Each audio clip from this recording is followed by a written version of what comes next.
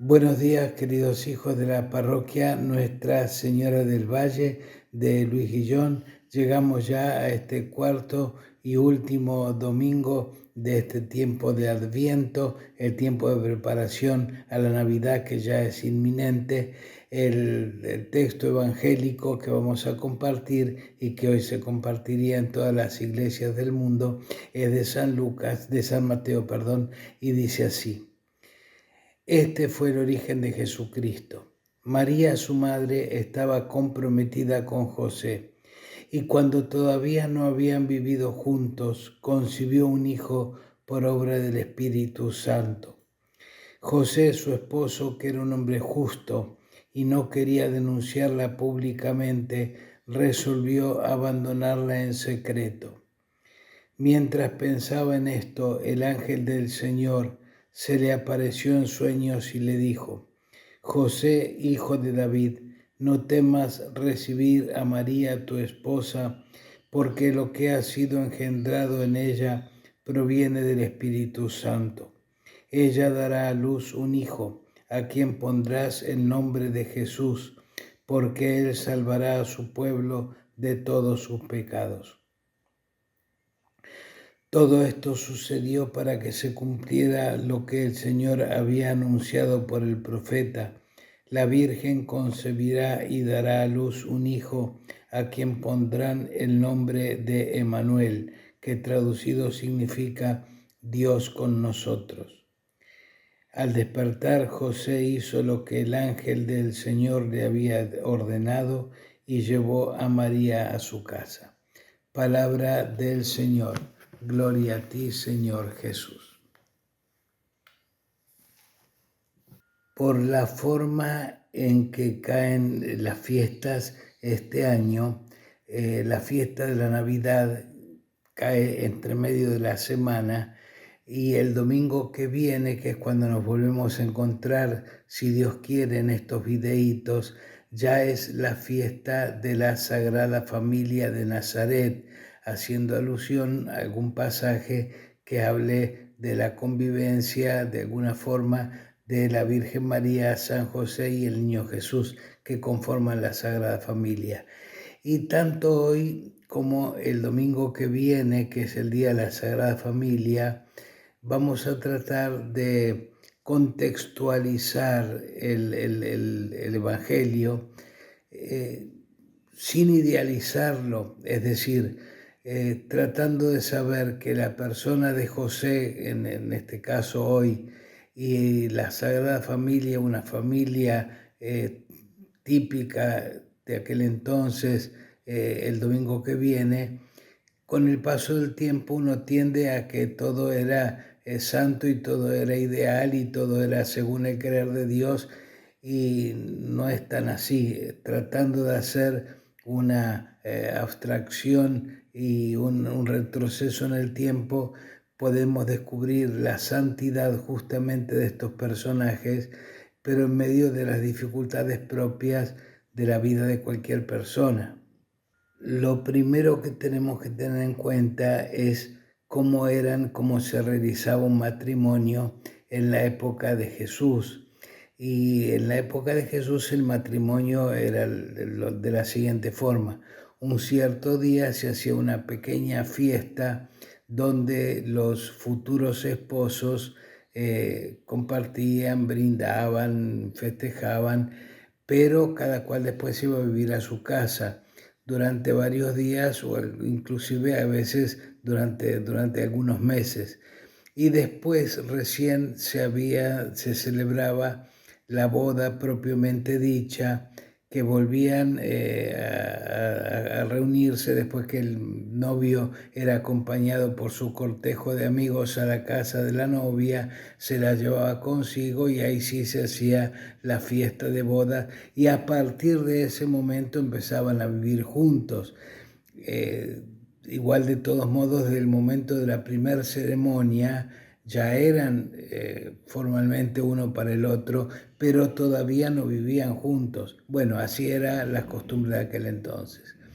El asunto es que ya había pasado la primera parte del casamiento y por lo tanto José y María ya eran marido y mujer, pero todavía no habían vivido juntos y eso lo sabían perfectamente los dos. Y en ese tiempo, antes de ser formalmente un matrimonio, porque era antes de que se diera la segunda parte de la boda, la Virgen queda embarazada de parte del Espíritu Santo y le es anunciado esa realidad magnífica e inesperada por el ángel Gabriel. Imagínense dando un saltito histórico con la cabeza yendo hacia atrás, el desconcierto de la Virgen al saber que está esperando un hijo cuando ella todavía no había tenido relaciones íntimas con ningún hombre. Y sobre todo también el desconcierto de José, cuando la Virgen le dice, mira, estoy embarazada, sí, del Espíritu Santo, pero vecinas ahí había en aquel entonces como hay ahora, así que tenía que espadear con las lenguas de las habladurías que habría por ahí, tanto de ella como de él. Así que la situación no era fácil para ninguno de los dos. Agrega el Evangelio que si un hombre denunciaba a una mujer por adulterio o por haberle sido infiel, tenía que morir esa mujer apedreada. Y él amaba tanto a su esposa, a su futura esposa legítima, que prefiere abandonarla en secreto antes de denunciarla, justamente porque la amaba tanto que no iba a soportar verla que por su denuncia la fueran a matar. Y entonces ahí, a partir de este anuncio, a José se le abren estas dos posibilidades, o hay dos interpretaciones de la actitud de él, de hacer un paso a un costado. Una, la que primero nos viene a la cabeza, que para evitar la vergüenza propia y la vergüenza de la Virgen, hace un paso a un costado y que la gente diga lo que quiera, se borra, desaparece de escena, y bueno, y que la gente siga rumoreando y que la Virgen se la aguante dando las explicaciones que se le ocurra. Igual nadie más que ellos sabía que no habían tenido relaciones íntimas y que la Virgen había quedado embarazada por obra de Dios. Pero bueno, eso lo sabemos ahora, a 2000 años de distancia, lo tenemos clarísimo. En aquel entonces, acuérdense, y también se los voy a repetir el domingo que viene, el Día de la Sagrada Familia, que era una familia normal, con todas las vicisitudes propias que tiene que pasar una familia normal, pero eso lo dejamos para el domingo que viene. La otra interpretación que suele darse a la actitud de José de hacer un paso a un costado es esta reflexión, que él ya sabía, para saber por qué medios, que su esposa el hijo que esperaba venía de Dios y no de él.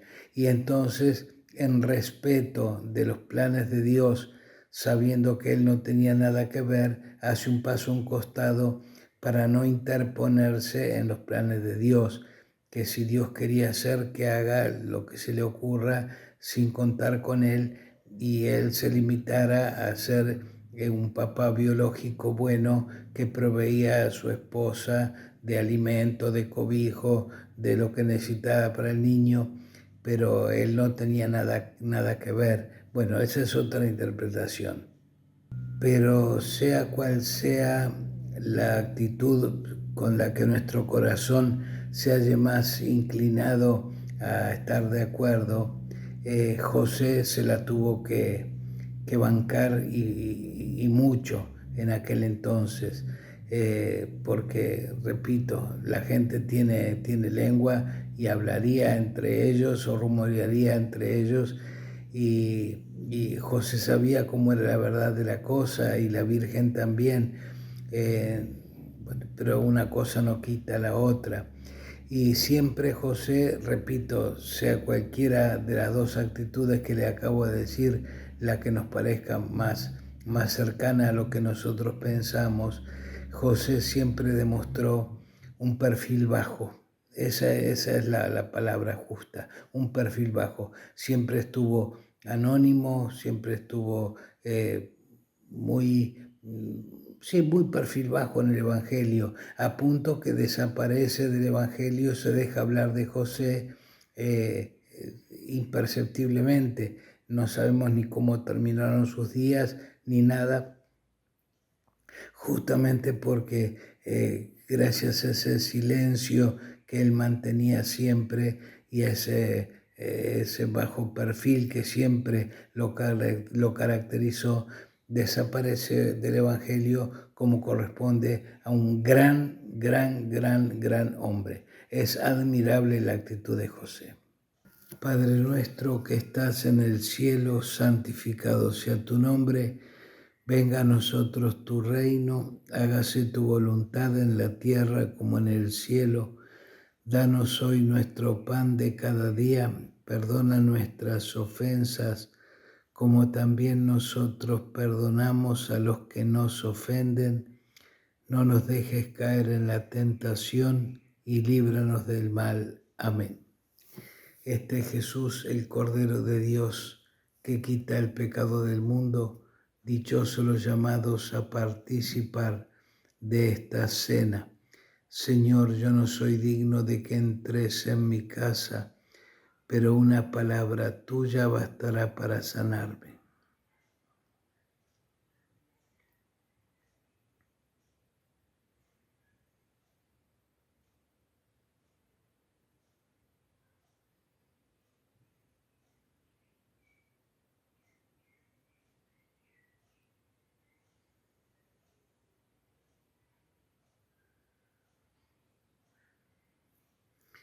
El Señor esté con ustedes y con tu espíritu, y que descienda sobre ustedes y los acompañe siempre la bendición de Dios Todopoderoso, Padre, Hijo y Espíritu Santo. Amén. Les deseo a todos que tengan una muy feliz y una muy santa, sobre todo, Navidad.